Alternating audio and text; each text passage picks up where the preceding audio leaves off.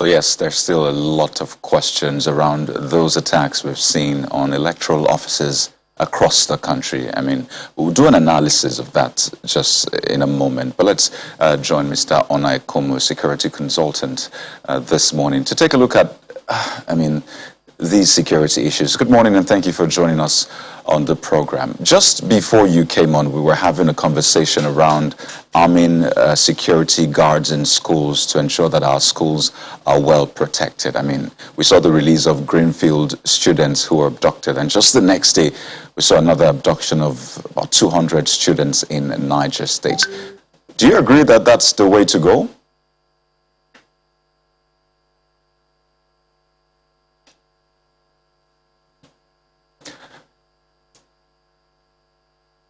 Okay, I don't know if you could just unmute your mic, please, so we can hear you.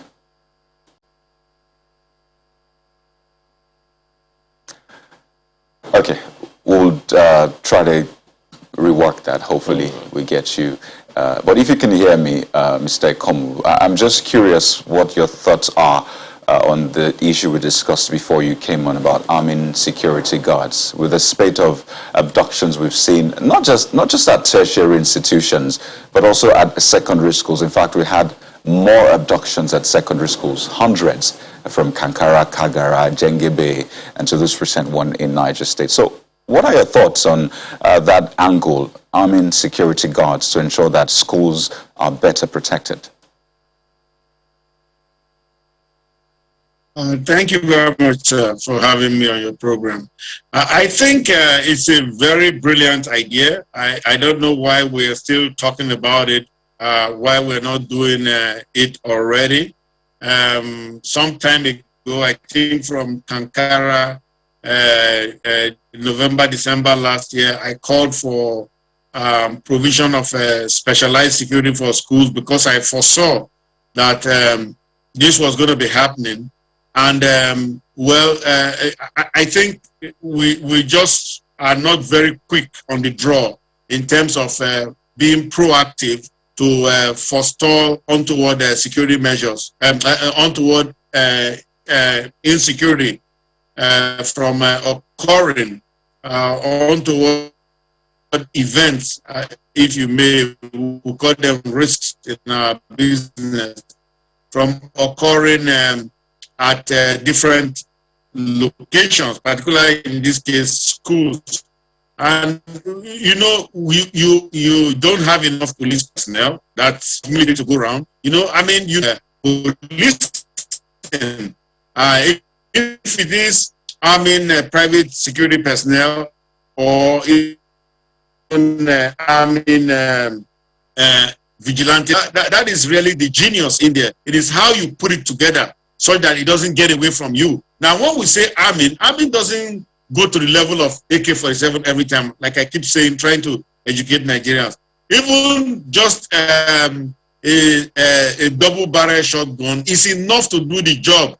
As long as there is deadly force capability on site, you know, that changes it. And as long as the persons carrying the weapons are trained and, you know, they are motivated, and they know their rules of engagement.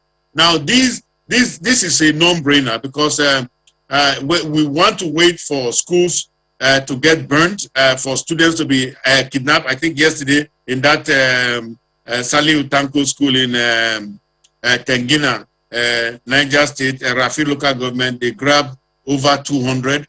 You know, I mean, we can't keep going through this. We just released 14 from Greenfield University. After killing 5, they released 14, and the parents reportedly paid 180 million naira. I mean, the government should rather collect that money in taxes from citizens and provide them better security than what is happening now that the kidnappers are, you know, bilking citizens for all their money. I think one major part of this, you know, debate or conversation around arming security guards, especially for schools, will be just what kind of ammunition, and you've mentioned that. But from these attacks we have seen on schools, you hear that these gunmen, bandits come with AK-47. So if the security guards in schools will be armed with, like you said, double-barrel shotguns, and the bandits are coming with superior firepower, don't you think that already puts them at a disadvantage?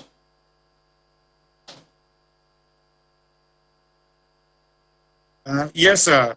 It does. It puts them at a disadvantage. But remember, the invading entity needs a factor of 3 to 1 to overcome the entity that's defending. Remember, in this case, we are playing defense. We are not going out to attack the bandits. They are coming into our location.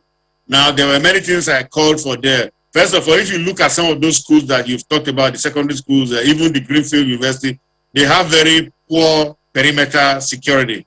They don't have air raid alarm. There was a school in Kaduna that was attacked by bandits. And when they put on their air raid alarm, the bandits ran away. I mean, just simple protective measures. That's what I'm saying, being proactive. Having the armed personnel on site, having a number of armed personnel on site is it's a last ditch measure that will ensure that if there is a projectile encounter, that if there's shooting, at least there's some shooting from our side. And that will definitely deter them. It doesn't matter, even if they brought rocket-propelled grenades, they will fire one blast, and then they will reload or wait to fire a second one. Now, of course, AK-47 is a mean weapon. It spits out about 300 rounds per minute. It's a what do you call it? It's a gas-fired bolt action rifle. It's a very mean weapon. Now, yes, it can do a lot of damage, but if you have somebody who has good training and who has good state of mind and motivation, they can hold off. They don't have, of course, enough. They don't have rapid fire capacity like the person bearing automatic weapon. But if they have enough cartridges, shells, and they are well placed in a good defensive position, they can hold off some of those attackers. Now, when you have 300 of those people coming, what I say to the guys carrying the double barrel is run. Just run for your life, fire some shots, run for your life. But I think other measures such as air raid sirens, call out protocols to that's rapid response capability, that is being able to reach out to the authorities to come in and assist you. Those kinds of things will help. Of course, the most important one is having safe havens in schools. Look at that school where they seized those girls in the recent one, the school, that's the secondary school. I mean, the hostel, the girls' hostel, was so poorly constructed. It didn't show that there was any appreciation of security measures. Now, being placed in that southern Kaduna, that Gwari Trough area, being located there already shows that you are in a very bad location. So it appears that we don't want to do any security assessments ahead of even enough, then go somewhere else. Don't put kids' lives at risk because clearly the government is not able to protect us. Well, Mr. Ekhomu, let me expand this conversation a little, especially around security at schools. How much of a policy adjustment do you think could help governments to pay more attention to security for students in schools, students and staff, as well as other people, including academic and non-academic staff in schools? How much of a policy change or policy adjustment do you see, making any difference? Because sometimes when you look at the, education policy, it would seem like, I took a look at it once, and quite honestly, I was wondering how futuristic, how long-term thinking does this really look? So if we are talking about a future for Nigeria, a visionary Nigeria, a proactive country, especially in the area of education, if we had any plan to make education something significant in our national polity and development, How significant do you think a policy change or policy adjustments could be to ensuring that we achieve whatever goals we set in education? Thank you very much, sir. We are not the first country that's having these problems. Take the United States, for example. Under they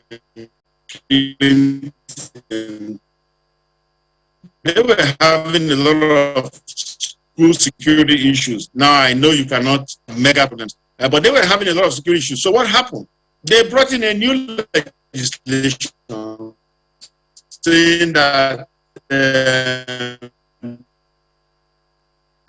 security have different policy options, talking about policy. They said you must have a resource officer in schools. They prescribed the placing of a lockdown measure. Cannot enter or cannot give law enforcement time to come in and neutralize the threat. Now, aside from that, there was required reporting to the Congress of the United States of any security incidents. You know, so of course, they also had the policy of ensuring that you provided closed circuit television, you know, to get video evidence. That is a no-brainer. Even here in Nigeria, we have that, but not in schools. And then also provided when you are in a school campus, you can call if you are disoriented or lost, or if you need help. There are emergency call stations. It's a blue. They put them. They are blue in color, and they are known to be in school. So if you are in a school station, you can always call that. Now, in secondary schools, they put in policies for magnetometer detectors because kids were smuggling guns into schools and shooting their schoolmates. So they put in a magnetometer, that is a walk-through metal detectors, such that when you come, you must go through that walk-through metal detector, and if you have metal, you beep, and then it will be seized. Kids were even bringing in knives to school. So this is what we call policy. You know, you study a problem, and you say, no, this is not a state of affairs that is acceptable to this country. And then you now make a new set of rules, come up with it, debate it, it's called policy formulation, legitimization, and implementation. You formulate it that you think, walk through the community, go through different places, which we are not doing right now. We are not talking to owners of schools. We are not talking to school administrators. We are not talking to even the regulators like the ministry. I remember when the school in Kano was attacked some years ago by Boko Haram, and many students killed. There was a bombing attack in there. I called then for the minister's resignation. But I mean, nobody has resigned. Nobody resigned then, and nobody is resigning now. Why is the Minister of Education still there today when all these kids are being attacked in the school? I mean, it's shame on our public officials. So, you know, so I think what I want to say here is that we need to come up with decent policies. And this is one of what part of your conversation, our conversation this morning, that look, we don't have enough. We already recognize that nobody should kid themselves or kid us. That, oh yes, we do have enough people who can cover it. They are not able to. They can't even run rapid response. So in that case, let us have a situation whereby at each school location, and if schools don't meet minimum security requirements in terms of physical security measures or even electronic security measures, you should, or even personnel security measures, that is a number of guards and what have you, you should shut them down or suspend their license until they meet the requirements. It shouldn't be an all-comers affair, because this is for public safety. You are doing it to secure members. And like you said, Mr. Makinde, something very important in the life of this country, the future of the country, the students. You know, if this guys don't go to school, they will become agberos. They become motor packed out, and then add to the security conundrum that we already have. Suggesting that unless this is done, it will sound like government is not paying enough attention or does not consider education important enough in the polity? Well, I don't know how to characterize that. I believe government believes that education is important. At least they will still make budgetary allocations for education in Nigerian schools, both at the state level and at the federal level. Is that significant enough to say that one gives enough attention to it? Sometimes you donate money to people. That doesn't mean that they're important to you. So sometimes this question is being asked because, I mean, if government considers this important to both the present and the future of Nigeria, one would expect that some of the suggestions you are making now, as you said earlier, would be a no-brainer.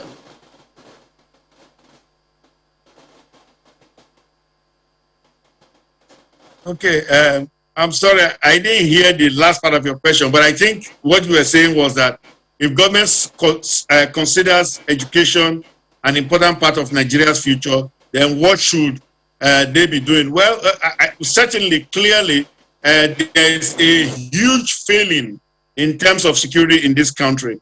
The number of incidents, even just yesterday's incident here, in some places is enough to bring a whole government down. We'll talk much less of an ordinary minister or even a commissioner in a state. But we don't live elsewhere. We don't live on the moon. We live in Nigeria. And in Nigeria, those things don't matter. So, but having said that, I think we need to take another look. We need to take a long look at security of schools, vis-a-vis education, and the trajectory of education in Nigeria, where it's going to land us. Because if we are going to be a knowledge-led economy, if we are going to be a 21st century, 22nd century economy, then these are things that we need to do now. Education is like building a house. You have to build down before you build up. You have to invest. You have to build the foundation. And right now, we see what is happening, that the foundation is being destroyed by people who are trying to discourage education. Nigeria already has the unfortunate reputation of being the country with the most out-of-school children in the whole world. It's really shameful to keep carrying around all these demerit badges on us. Those days when kids do wrong, you give them a demerit badge. Nigeria has all the demerit badges. Poverty, capital of the world, OSC, capital of the world, and so on and so forth. The part of the world, the country in the world with the number of largest terrorist attacks and terrorist deaths, the largest number of bandit attacks, and then seizures, kidnappings, and what have you. I mean, I'm tired of these demerit medals.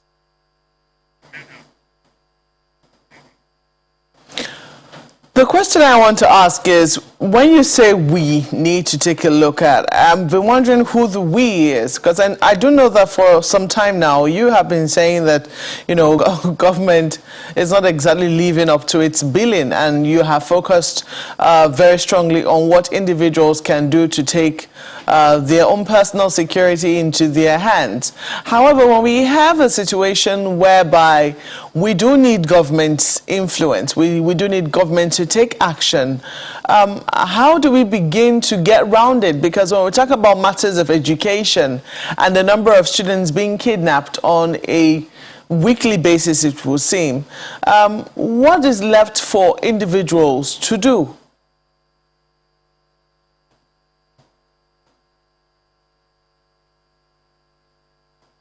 Mr. Ekhomu is not available at the moment. Perhaps one of those, of course, technology here and there. I mean, let's hope that as soon as he comes back, he can respond to some of the questions that you have raised. Because, it will really be critical to find out how far-reaching this thing is. For instance, technology thing that we're talking about now, for God's sake, everybody knows that this is the new normal. Why, there definitely are brains all over the country to ensure that we don't have this kind of freeze, if I can use Oh, that. yes. So to what extent are we maximizing those potentials? I mean, across board. It's not just for technology, for security and the rest. So it's very important, the question Mark asked, who is we? Or who are we? Or who should we be in this situation? And he began by saying that we sometimes lack that, quick to draw response. So something happens. I mean, if a kidnapping happens the first time, hundreds of students, they were rescued anyway, it's forgivable to an extent. And it happens a second time, a third time, a fourth time at universities.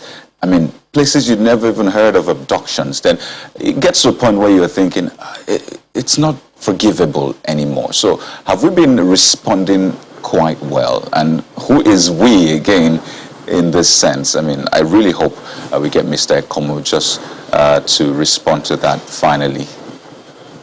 Well, maybe we just call a break now, and hopefully if we're able to get him back, shortly after the break. But then there's another conversation altogether that we'll be having at that time. Stay with us.